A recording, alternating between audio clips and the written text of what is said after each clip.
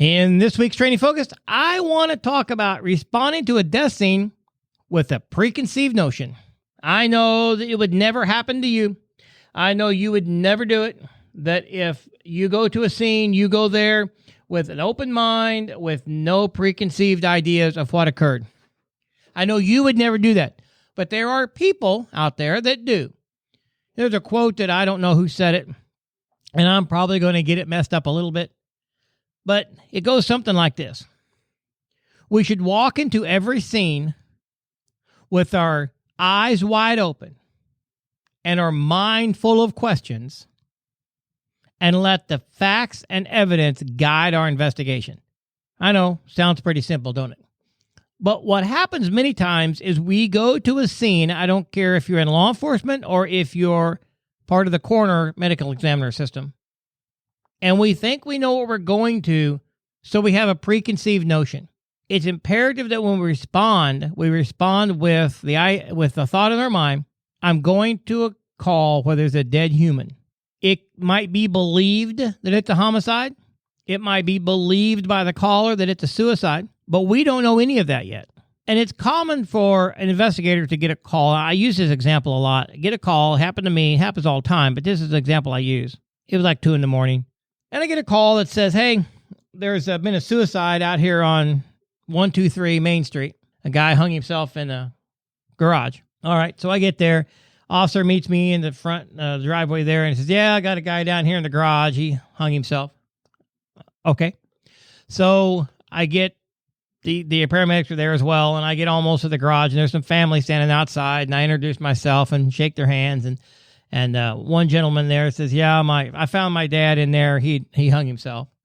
Okay, thank you.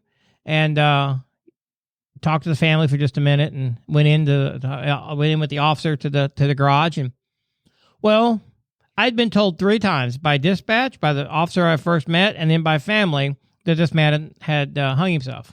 I walk into the garage, and it just don't look right. It doesn't look correct for a normal suicide hanging.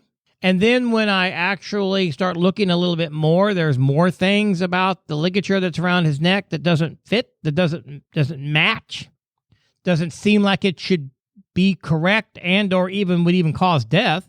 And of course, do a body exam on the head. I feel there's a dent in the head, no blood. It doesn't have any inflamed tissue, but there is a pretty remarkable dip there. But some people, they have an old injury, and it might not have been anything fresh. But I just didn't like what the scene looked like. I didn't like the ligature. I didn't like the dent on the back of the head. I trusted my gut. I let my experience, my intuition, and I trusted my gut. And I, of course, photographed, did everything I was supposed to do at every scene. And then I sent for autopsy. Now, here's a 72, 73-year-old man that supposedly hanged himself in the garage, and I'm sending for autopsy. Well, guess what? It was a homicide. It was not a suicide. And at the end of the day, end of the story here, father and son got in an argument about money. Son pushed the dad in the garage. He fell, hit his head on an anvil, died. Son didn't know what to do, so as an ad hoc stage scene, grabbed what he could, strung dad up from a workbench shelf, and went back 2 hours later and quote-unquote discovered his dad. Now, I'm sure that I have missed some as well. So I'm not at the other end of this microphone telling you that I'm all-knowing. That's not what I'm saying. What I'm saying is I do my very level best not to respond with a preconceived notion. If it looks like suicide, it must be suicide, right? That's what some people believe. But it could be a staged scene. We might have somebody who falls off a roof, and we call it an accident, and really it's a natural causes death. Or it could be with the but-for factor, which I'll talk about in a moment. It could be that someone falls off the roof or the scaffolding, and it isn't. You may look like an accident, but there's witnesses. If you get to looking around and talking to people, they were up there pushing around on each other, having an argument, and one guy pushed another guy off the roof. Well, that's not an accident. So part of the perils of responding with a preconceived notion is you're going to take less photographs. You're going to talk to less people. The evidence will not be looked for. So that means it won't be found, documented, or collected. And the integrity of the entire scene is destroyed. Now, last week, I talked about responding or not treating all deaths with some level of suspicion. And this kind of goes along with that. So every death should be looked at with some level of suspicion, like I talked about last week.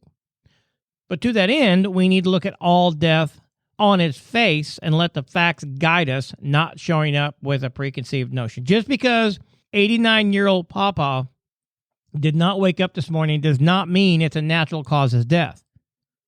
Now, I understand that if we look at the scene, we look at Grandpa's body, we check the medication, we look at medical records, and all roads lead to natural, then we may very well rule that natural and miss a homicide or a suicide in some way. But we've done our due diligence, and we can justify what we've done based upon our investigation, not just jumping to a conclusion.